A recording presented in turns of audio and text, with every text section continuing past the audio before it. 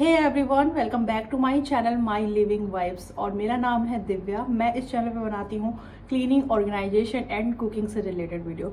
सो अगर आपको इन कैटेगरीज के अंदर वीडियो देखना पसंद है तो आप मेरे चैनल को सब्सक्राइब कर सकते हो। और आज का वीडियो होने वाला है क्लीनिंग से रिलेटेड। सो आई होप आज का वीडियो आपके लिए काफ़ी हेल्पफुल रहेगा। सो चलिए स्टार्ट करते हैं आज के इस वीडियो को।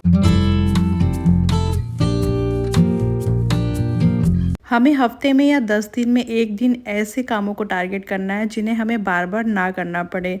तो आज मैं कुछ ऐसी ही क्लीनिंग जो है वो करने वाली हूँ जो पूरे 10-15 दिन तक चमकती रहेगी और हमें उन कामों को करने का स्ट्रेस भी नहीं रहेगा। तो सबसे पहले मैं आ गई हूँ अपने रूम में एसी क्लीनिंग करने के लिए, क्योंकि एसी एंड फैंस ऐसी चीज़ें हैं जो हम डेली क्लीन नहीं करते हैं। तो मैंने काफ़ी टाइम से अपनी एसी को क्लीनिंग जो है वो नहीं की थी। तो हम नॉर्मली सीज़न में 1 या 2 बार एसी की सर्विसिंग कराते हैं। बट अगर आप लोग अपनी एसी को इस तरीके से 15-20 दिन के अंदर खुद से क्लीन कर दें तो आप लोग अपनी एसी की लाइफ तो बढ़ा ही सकते हैं, कूलिंग भी काफ़ी अच्छी हो जाती है।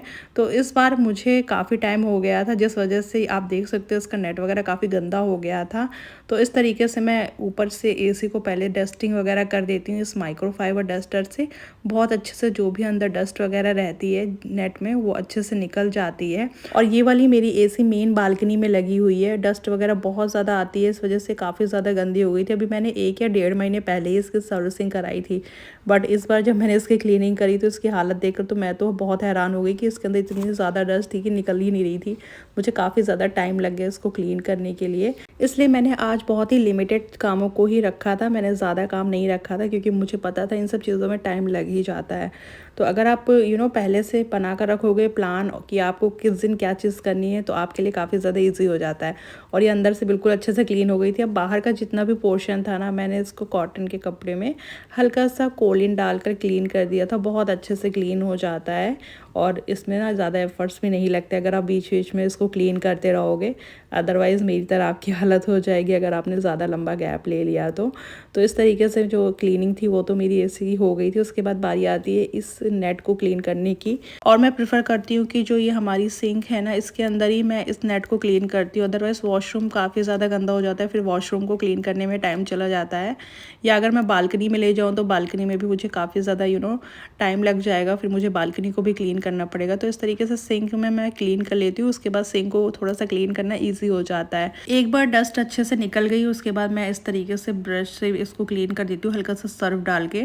तो इससे जो भी एक्स्ट्रा गंदगी रह गई होगी या कालापन रह गया होगा वो भी अच्छे से क्लीन हो जाता है। तो इस तरीके से मैं अपनी जो ये एरिया है ना, सिंक एरिया, इसको भी क्लीन कर दूंगी। और जब तक मैं अपने बाकी के काम करूंगी इसको मैं रख रही हूँ धूप में, ये अच्छे से ड्राई हो जाएगा। उसके बाद हम इसको सेट करेंगे एसी के अंदर। नेक्स्ट है एग्जॉस्ट फैन, जिनको हम मंथली या फिर 20 से 25 दिन में एक बार क्लीन करते हैं। तो मैं इसको ना कोशिश करती हूँ कि मैं 10-15 दिन में कर दूँ, क्योंकि वॉशरूम में है तो अगर मैं इसको थोड़ा थोड़ा साफ़ करती रहूँगी ना तो मुझे इतने ज़्यादा एफर्ट्स नहीं डालने पड़ते इसको क्लीन करने के लिए। तो आप देख सकते हो मैं इसको बीच बीच में कर रही थी साफ़। तो आज ही इतना गंदा नहीं था, बट हाँ थोड़ा बहुत जो भी गंदगी थी वो मैंने साफ़ कर दिया। बहुत ही अच्छे से साफ़ हो गई थी। कॉटन के कपड़े में मैंने कोलिन लगाया था और इसमें मुझे बहुत ही कम टाइम लगा। आई थिंक मैंने 5 से 10 मिनट के अंदर इसको क्लीन कर दिया था। तो इस तरीके से जो मेरा एग्जॉस्ट फैन है ना वो भी अच्छे से चमक चुका है। नेक्स्ट आता है जितने भी हमारे घर में मिरर होते हैं जो कि वॉशरूम वगैरह में होते हैं या घर के किसी भी कोने में मिरर्स होते हैं, उनको क्लीन करने की। और मिरर्स क्लीन करने का भी मैं 6 to 10 डे का रूटीन बनाती हूँ। 6 to 10 डेज़ में मैं करती रहती हूँ। वॉशरूम में जब मुझे लगता है तो मैं इसको 2-3 दिन में भी एक बार कपड़ा मार देती हूँ तो अच्छे से साफ़ रहता है। अदरवाइज़ जो ये मेरा ड्रेसिंग टेबल का मिरर है इसको मैं 10 to 6 डेज़ के अंदर कर देती हूँ, क्योंकि अभी मेरी बेटी थोड़ा बड़ी हो रही है तो वो भी काफ़ी ज़्यादा मिरर गंदा करती रहती है नीचे का। तो ऊपर का तो इतना गंदा नहीं होता बट नीचे का काफ़ी जल्दी गंदा हो जाता है। तो यहाँ पे इसको भी मैंने अच्छे से क्लीन कर दिया। उतनी देर में मेरी ये जो नेट थी ये भी सूख गई थी, क्योंकि अभी धूप बहुत तेज़ होती है। तो इसको भी मैं यहाँ पे सेट कर रही हूँ।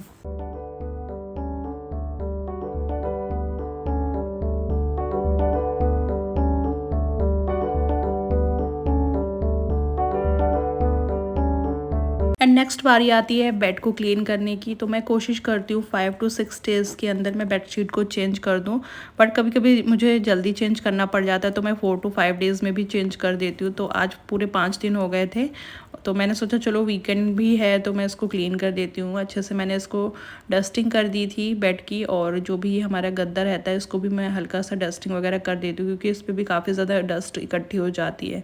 उसके बाद मैंने यहाँ पे बेडशीट को भी चेंज कर दिया है। और अभी मेरी बेटी की छुट्टियाँ चल रही हैं, तो मैं इस टाइम पे कोई भी काम करती हूँ या क्लीनिंग करती हूँ तो वो मेरे साथ साथ मेरी हेल्प कराती रहती है। इसलिए मैं उसको भी अपने साथ इंगेज करके रखती हूँ, ताकि जब मैं काम करूँ तो वो मुझे परेशान ना करे।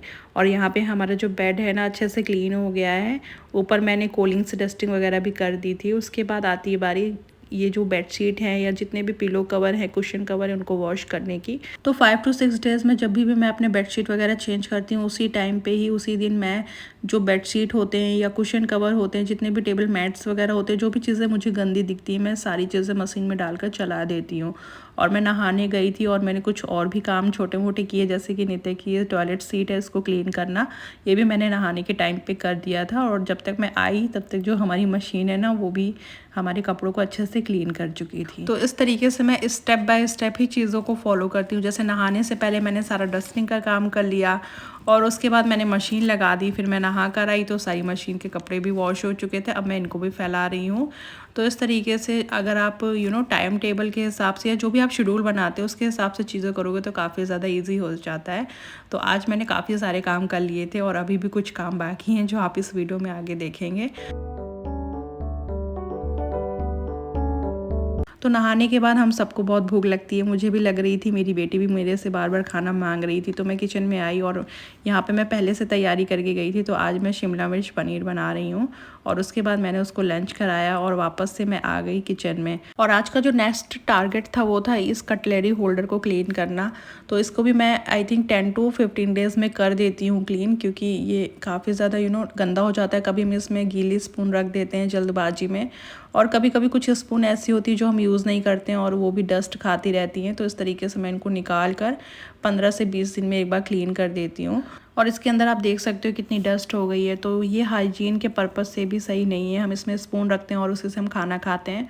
तो अगर आप इसको भी आप 15 से 20 दिन में क्लीन करते रहेंगे तो आई थिंक काफ़ी ज़्यादा सही रहेगा, और हाइजीन के पर्पज़ से भी बहुत सही है। तो आप देखिए कितनी इसमें मिट्टी आपको दिख रही है।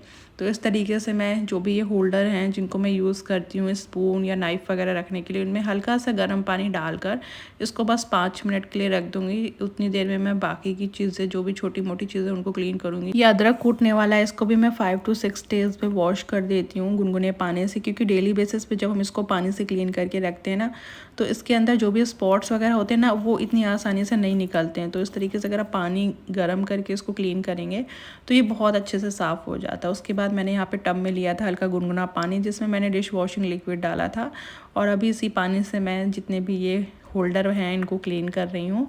बहुत अच्छे से जो मिट्टी वगैरह थी, जो भी डस्ट थी अंदर, सब निकल गई थी, और काफ़ी कम एफर्ट्स लगे मुझे। बहुत ही कम टाइम में मैंने इनको अच्छे से क्लीन कर लिया था सारी चीज़ों को। तो ये सारी छोटी छोटी चीज़ें आपकी काफ़ी हेल्प करती हैं day to day cleaning routine में।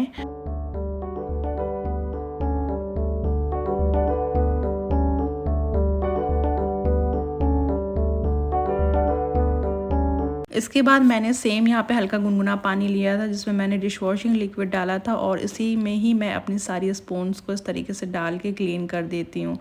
तो बहुत ही अच्छे से जो भी डस्ट वगैरह होगी वो निकल जाएगी। और जो भी हमारी छन्नियाँ होती हैं, स्ट्रेनर होते हैं, इनको भी मैं इस तरीके से गुनगुने पानी में हल्का सा dish washing liquid and vinegar का सोल्यूशन बनाकर इस तरीके से इसमें डाल कर रख देती हूँ 5 से 10 मिनट के लिए। उसके बाद इसकी जो गंदगी है ना वो बहुत अच्छे से क्लीन होगी। और जब तक ये मैं यहाँ पे इसको रख रही हूँ 5 मिनट के लिए, तब तक मैं अपनी बाकी की जो चीज़ें ना उनको वॉश कर लूँगी।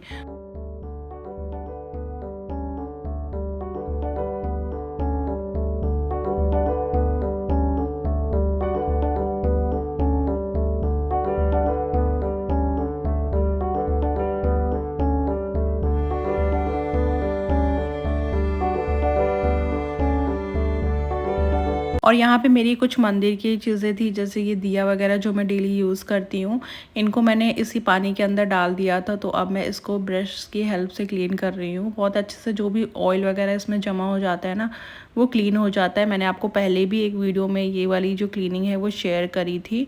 तो आज मैं वापस से इसको क्लीन कर रही हूँ, क्योंकि ये भी मैं हफ्ते में एक बार क्लीन करती रहती हूँ। जो भी हमारे दिया होते हैं, कभी कभी मुझे बहुत जल्दी बीच में आई थिंक 2 या 3 दिन में भी करना पड़ जाता है। तो आज मैं इसको अच्छे से क्लीन कर रही थी, और जितना भी ये कालापन था ना, ये बहुत अच्छे से निकल गया था। और यहाँ पे जो हमारी छन्नियाँ हैं ना, इनको भी आई थिंक 5 से 10 मिनट हो गए थे। तो अब मैं इसको भी अच्छे से इस तरीके से, ये मेरे पास एक स्टील का ब्रश है, इसी से मैं क्लीन करती हूँ। बहुत अच्छे से क्लीन हो जाता है। और पानी में पड़ा हुआ था, तो जो भी गंदगी थी ना, वो भीग जाती है, और भीग के थोड़ा सा फूल जाती है। तो उससे ये बहुत ही ईजिली साफ़ हो जाता है, जब उसके बाद आप इस तरीके से ब्रश से क्लीन करते हो। तो यहाँ पे जो छन्नियाँ हैं ना, उनको मैंने अच्छे से क्लीन कर लिया। आप देख सकते हो कितनी शाइन आ रही है इसमें।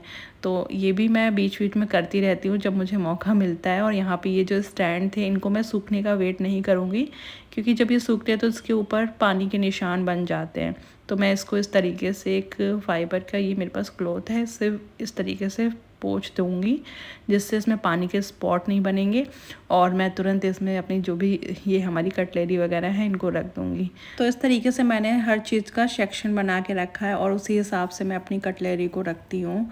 तो इस तरीके से अगर आप रखेंगे, तो जब आपको ज़रूरत होगी ना, जब जिस चीज़ की, वो चीज़ बहुत ईजिली आपको मिल जाती है। अदरवाइज़ आप अगर किसी भी चीज़ में कुछ भी डाल दोगे, तो फिर आपको ढूंढने में या निकालने में थोड़ा सा प्रॉब्लम हो सकती है। तो इस तरीके से मैंने यहाँ पे सेक्शन डिवाइड कर रखे हैं। कुछ बड़े स्पून्स के, कुछ बड़ी चीज़ों के अलग हैं, और छोटे स्पून के अलग हैं। और यहाँ पे ये जो मैंने यहाँ पे स्टैंड रखा हुआ है ना, इसको भी मैंने हल्का सा डस्टिंग वगैरह कर दी थी। अब इसी के ऊपर मैं अपना ये होल्डर है जो इसको रख रही हूँ।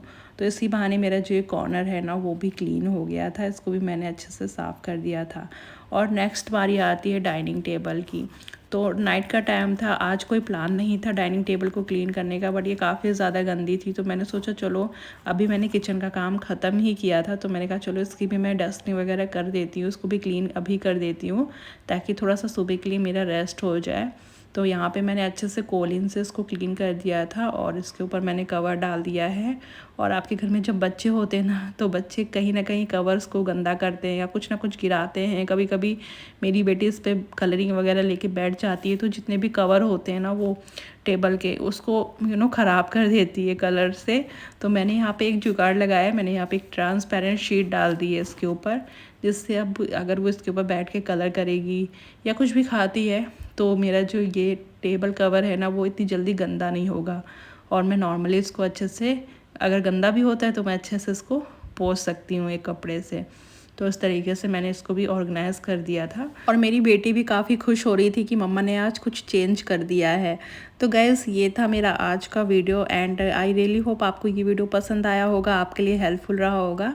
अगर आपको वीडियो पसंद आया हो तो प्लीज़ वीडियो को लाइक कर दीजिएगा, चैनल पे नए हैं तो सब्सक्राइब करके जाइएगा। एंड मिलते हैं अब आपसे एक न्यू वीडियो में। Till then take care and bye bye.